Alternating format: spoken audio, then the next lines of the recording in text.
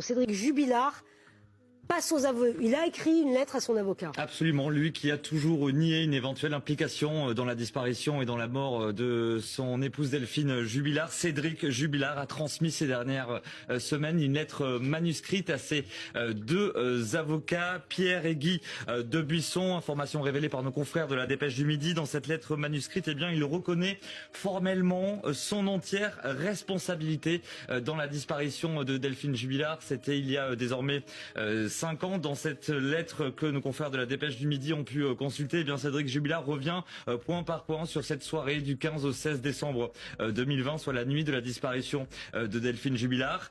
Pour l'heure, Cédric Jubilard réserve les détails des circonstances de la disparition de son épouse à la justice. Voilà ce que indique l'un des deux avocats, à savoir Pierre Debuisson, nos confrères de la Dépêche du Midi. Cédric Jubilard qui a toujours nié son implication. Vous le savez, il y a eu ce procès en octobre dernier à Albi, où il a été condamné à 30 ans de réclusion criminelle.